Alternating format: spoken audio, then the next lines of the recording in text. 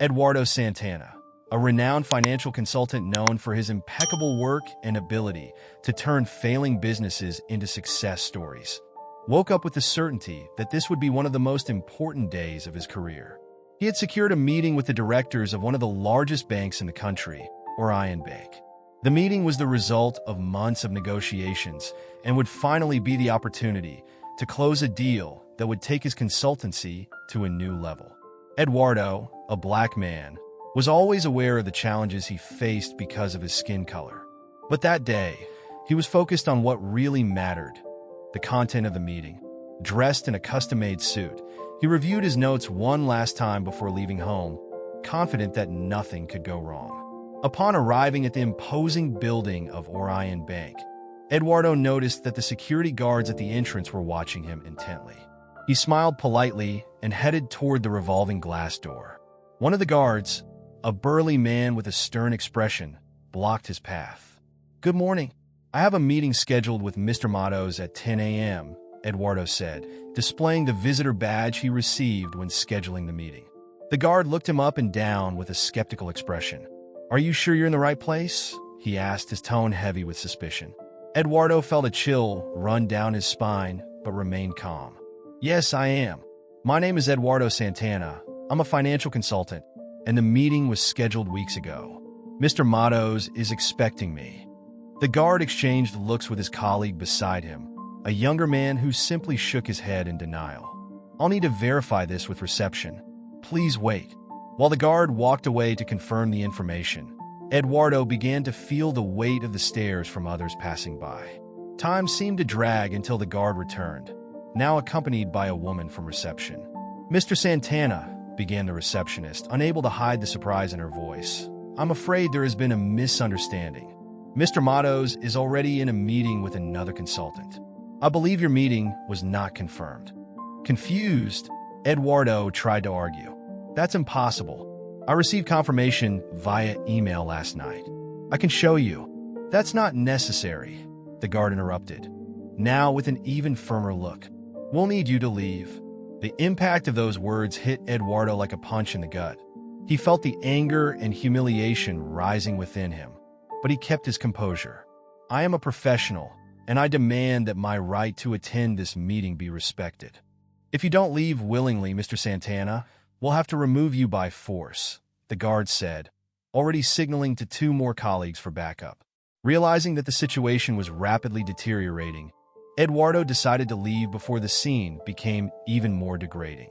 He walked away from the entrance, his heart heavy and his mind racing with the injustice he had just faced. But this story was far from over. Little did those guards know that the consequences of their actions would go far beyond what they could imagine. The walk back to the office was tormenting for Eduardo. He felt pressure in his chest, as if something was crushing his dignity. When he arrived at his desk, he collapsed into his chair, staring at his computer screen without really seeing what was in front of him.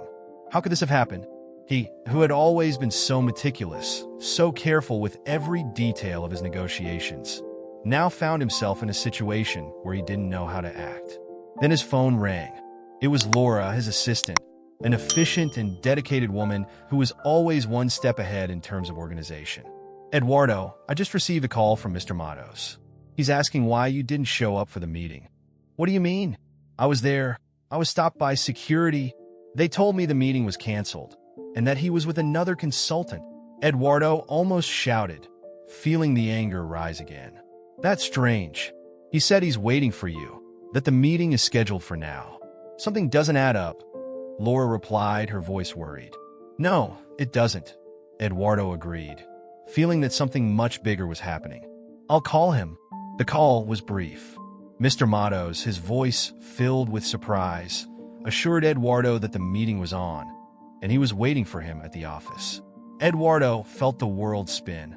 It was as if he were trapped in a nightmare from which he couldn't wake up.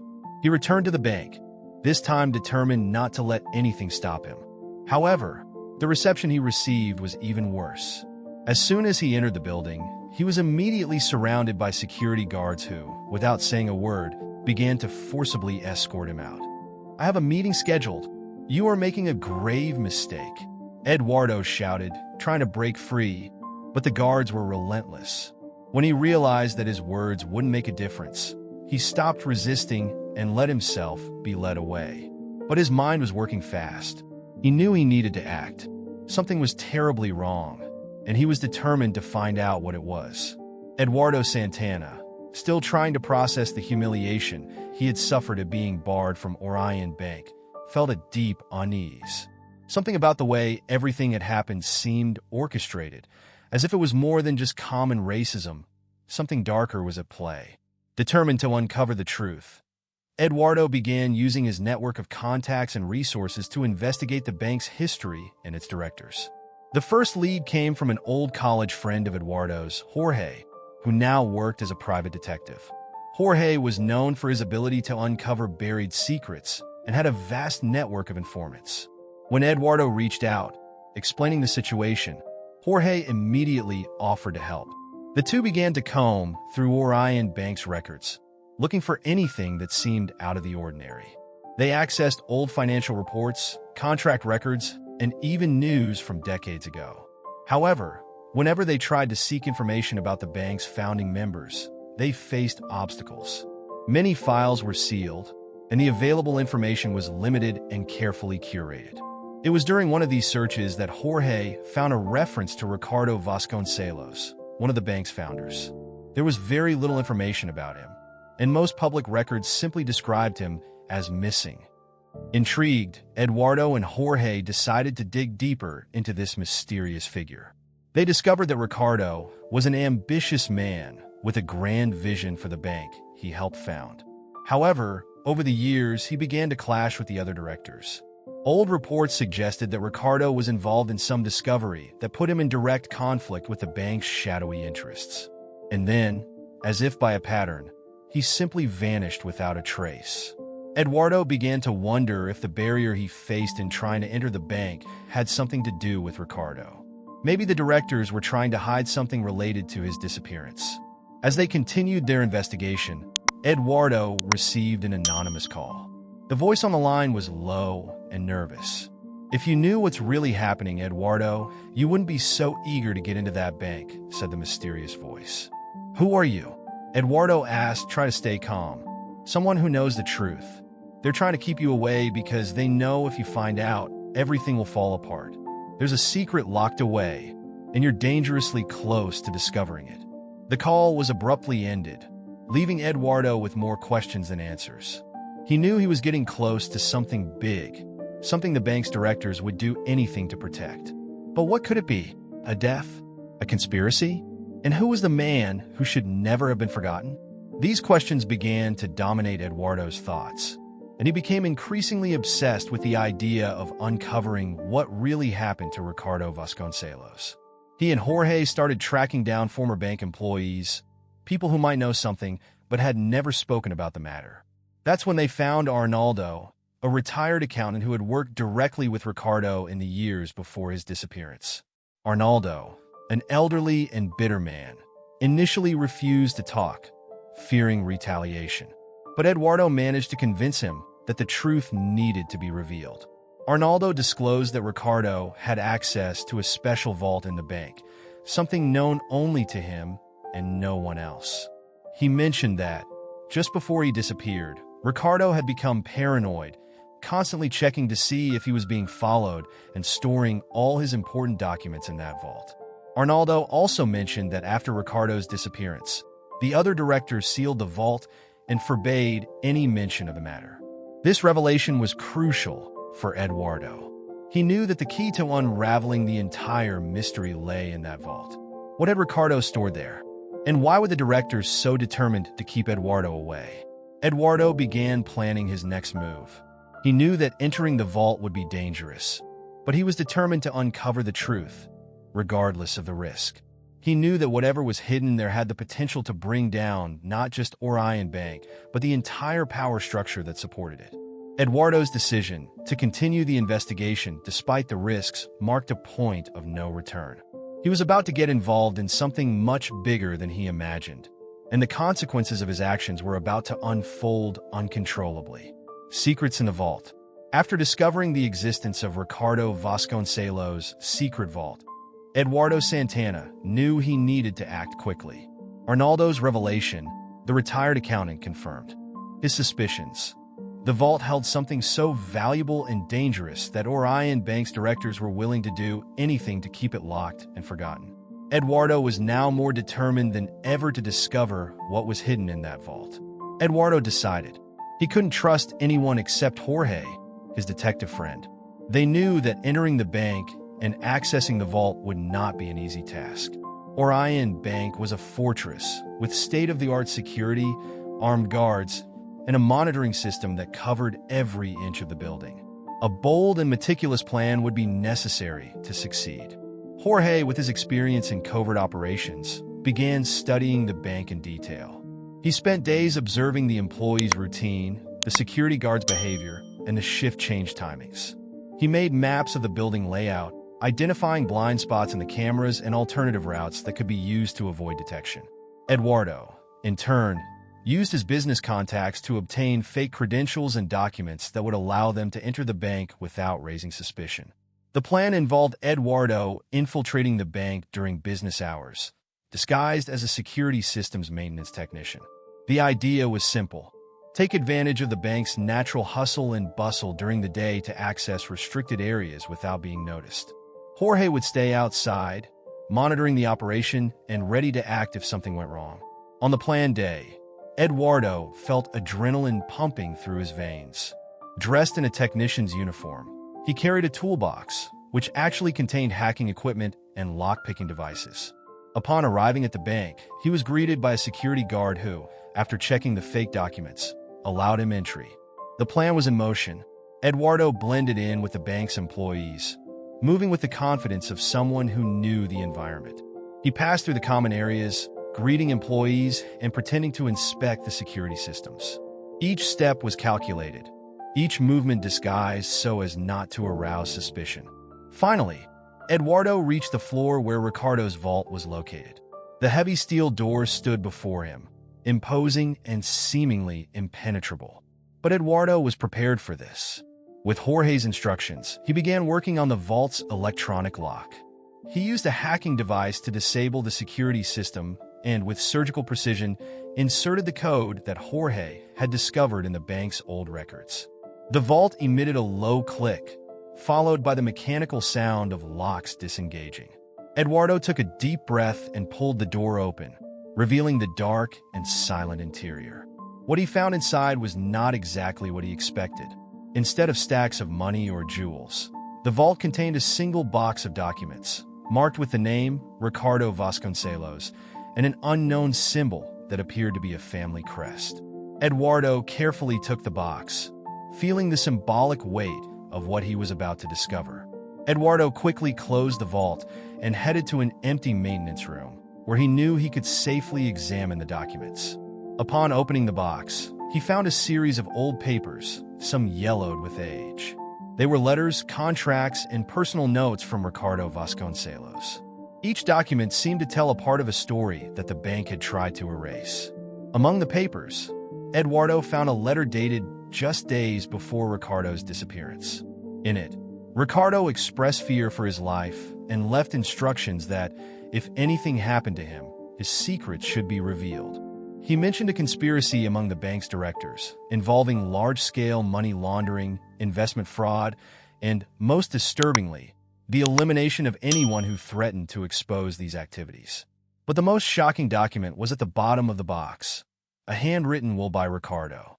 In the will, Ricardo revealed that he had been forced to disappear after discovering that his fellow board members were involved in serious crimes. He knew that if he tried to confront them directly, he would be killed, so he decided to hide the truth in the vault, hoping that one day someone brave enough would find it and seek justice. Eduardo felt the impact of those words like a punch to the stomach. He was holding the proof of a conspiracy that could bring down not just Orion Bank, but everyone involved. Ricardo's life had been destroyed to protect these secrets, and now Eduardo found himself at the center of a storm about to erupt. Eduardo knew that the next step would be the most dangerous. He would need to confront the bank's directors and demand that the truth be revealed, but he also had to ensure his own safety. The cards were on the table, and Eduardo was about to play his strongest hand. As he left the bank that night, with the box of documents securely in his briefcase, Eduardo realized he had crossed a point of no return. There was no turning back now.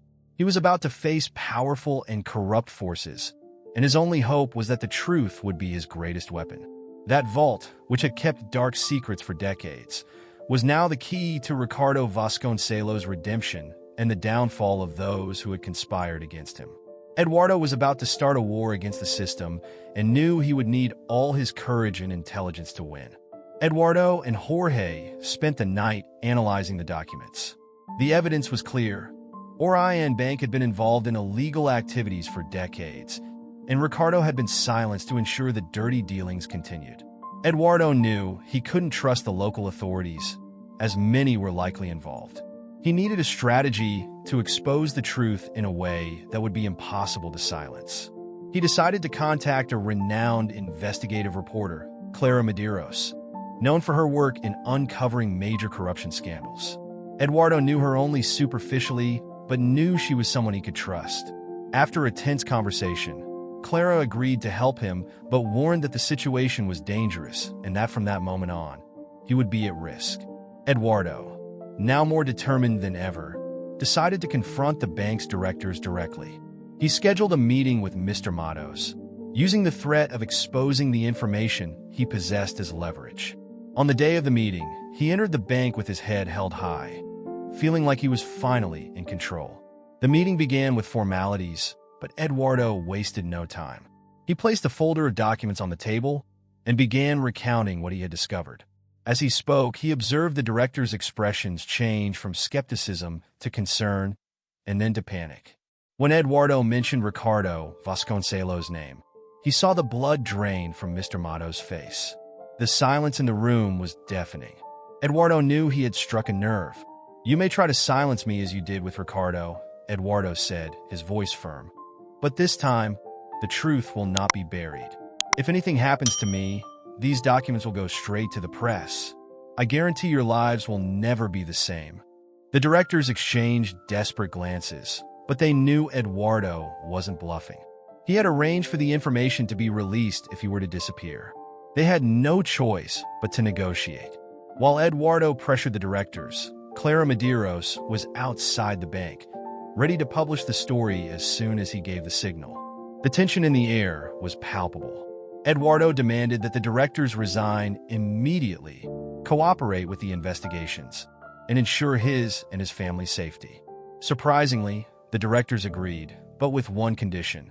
They wanted Eduardo to step away from the case and let them handle it internally. They argued that if the story were abruptly exposed, it could cause an economic collapse and harm thousands of innocent people. Eduardo realized they were desperate to save themselves, but also saw some validity in their argument. If the bank collapsed, the consequences could be devastating for the country. Reluctantly, Eduardo accepted the proposal, but made it clear that Clara would publish the story if any sign of betrayal emerged. With the agreement sealed, he left the bank, still feeling the weight of everything he had discovered. He knew he had won a battle, but the war was far from over. In the following days, the Orion Bank directors began fulfilling their agreement. Some resigned publicly, while others mysteriously disappeared. The bank underwent a restructuring, but Eduardo knew much was still happening behind the scenes. He and Clara continued to monitor the bank's activities closely, ready to act if necessary. However, exposing the case began to bring unexpected consequences for Eduardo. He started being followed by suspicious cars, received threatening anonymous calls, and realized his life was in danger. He knew he had stirred up a hornet's nest, and the enemies he had made wouldn't give up easily. Despite the threats, Eduardo continued his life, trying to maintain normalcy while preparing for whatever might come. He knew his fight for justice wasn't over, but he also knew he was no longer alone. He had Clara, Jorge, and now a network of people who believed in the cause and were willing to protect him. As Eduardo tried to keep his life on track, Orion Bank, apparently, was in full recovery. However, Eduardo knew it was just a facade. He decided to act before it was too late. Together with Clara, he began planning a final blow that would expose the bank's fraud once and for all and ensure that the guilty were punished. They decided the ideal moment would be during the annual shareholders meeting, where all those involved would be present. Clara prepared a detailed dossier with all the information they had gathered, and Eduardo managed to hack the bank's sound and projection system, with Jorge's help, to ensure the evidence would be presented to everyone. On the day of the meeting, Eduardo and Clara were ready. As soon as the meeting began, Eduardo, disguised as an employee, activated the system. Suddenly, the screens in the conference room began displaying compromising documents, recorded conversations, and Ricardo Vasconcelos' confession. The reaction was immediate. The shareholders were in shock, and the directors began to panic. Eduardo appeared before everyone, without disguise, and delivered a powerful speech about the importance of justice and the need to end corruption. The bank's doors were opened, and reporters flooded the room, with cameras and microphones ready to capture everything. The blow was devastating. The news spread quickly, and within hours, Orion Bank was in ruins. The authorities, now under intense public scrutiny, had no choice but to act. Several directors were arrested, and investigations were launched to address all the allegations. As Eduardo celebrated his victory, he still felt there was something more. During one of the conversations with Clara, she mentioned finding something in Ricardo's documents that didn't make sense. A letter, dated just days before his disappearance, mentioned an heir and the need to protect a family secret. Eduardo was intrigued and began investigating the letter. After cross-referencing information, he discovered something surprising. Ricardo Vasconcelos had an illegitimate child who was never officially registered but would inherit his fortune and possibly his legacy. But the biggest surprise came when Eduardo discovered that Ricardo's son was him. Ricardo had had a relationship with Eduardo's mother, something she had never revealed. Eduardo grew up without knowing who his father was, and his mother had decided to raise her son away from the dangerous world Ricardo was involved in. But when Ricardo discovered Eduardo's existence, he tried to approach him, but it was too late. The pressure on him was so great that he was forced to disappear before he could do anything about it. Eduardo, now knowing the truth, was shaken. All the time, he had fought against a system that, in part, belonged to his own family. He felt a mixture of anger, sadness, and confusion. But he also felt that he had a mission to fulfill. He had taken down the corrupt and exposed the criminals, but now he had to face his own past. With the revelation about his origins, Eduardo decided to use his newfound knowledge to do something positive. He took control of the part of Orion Bank that rightfully belonged to him, but instead of continuing business as usual, he decided to transform the bank into an institution of social justice, dedicated to correcting the inequalities he himself had faced. Eduardo founded an organization to support people of color and minorities in entering the financial market, providing education, support, and opportunities that had previously been denied to them. He knew his fight was just beginning, but this time he was armed with the truth and the power to change the system from within. Ricardo Vasconcelos' legacy would not be that of a corrupt man, but of someone who tried to correct his mistakes through his son. And Eduardo, in turn, decided to use his power and influence to ensure that the next generation wouldn't have to face the same barriers he had encountered. Eduardo's story was not just about a man who fought against racism and corruption, but about someone who discovered the truth about himself and chose to use that truth to transform the world around him.